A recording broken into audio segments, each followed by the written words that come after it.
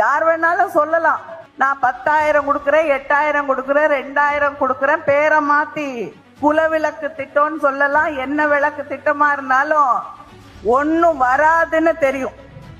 வரும் பொழுதெல்லாம் double engine அதுதான் இந்த நாட்டுக்கு நல்ல என்ஜின்ங்கிறாங்க. எனக்கு தெரிஞ்ச அந்த என்ஜின் என்னைக்குமே வேலை செய்ய அது என்ஜினா தான் இருக்கு. குடியரசு என்றால் மக்களால் தேர்ந்தெடுக்கப்பட்ட ஆட்சி, ரிப்பப்ளிக். ஆனா இங்க ஒருத்தர் இருக்காரு தமிழ்நாட்டுல, அவருக்கு குடியரசுனா என்னன்னு தெரியாது, ரிப்பப்ளிக்னா என்னன்னு தெரியாது. ஆனா உங்களுக்கு எல்லாம் அங்க ஒருவேளை சட்டமன்றத்துல பொழுது போகுதோ என்னமோ தெரியல எனக்கு. ஆனா பொறுமையாக சகித்து கொண்டிருக்கிறார் அண்ணன். வருகிறார், ஒவ்வொரு ஆண்டும் வருகிறார்.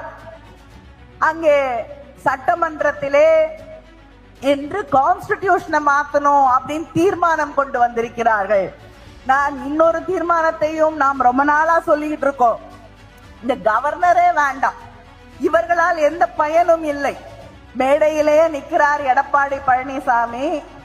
45 நிமிடம் பேசிய பிரதமர் அவருடைய கட்சியோடைய பேரை சொல்லவே இல்லை.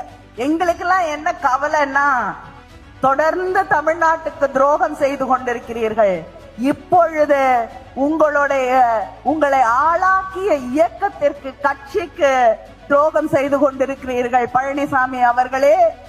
அதே போல இங்க 23ஆம் தேதி மிகப்பெரிய அளவிலே நம்முடைய டபுள் என்ஜின் என்கிறார்கள். உங்களுடைய திராவிட என்ஜினுக்கு முன்னால் இந்த டபுள் என்ஜின் எல்லாம் டிஃபங்க்ட் என்ஜின், காலாவதியான என்ஜின், டெபக்கிள்ட் என்ஜின், தோல்வி அடைந்த என்ஜின், டிஸ்பேர்ட் என்ஜின், விரக்தி அடைந்திருக்கக்கூடிய என்ஜின் என்று ஒவ்வொரு நாளும் நிறுவி காட்டிக் கொண்டிருக்கக்கூடிய எங்களுடைய திராவிட நாயகரே, திராவிட மாடல் ஆட்சியின் தலைவரே, அண்ணன் தளபதியே, உங்களை இந்த மாநாட்டிற்கு வருக வருக வருக என்று இங்கே இருக்கக்கூடிய அத்தனை சகோதரிகளின் சார்பிலே வரவேற்று, அதே நேரத்திலே இந்த வாய்ப்பிற்கு மீண்டும் என்னுடைய நன்றியை நான் தெரிவித்துக் கொள்கிறேன். தமிழ்நாட்டு மக்கள் தெளிவானவர்கள். எங்க கை தட்டணும்,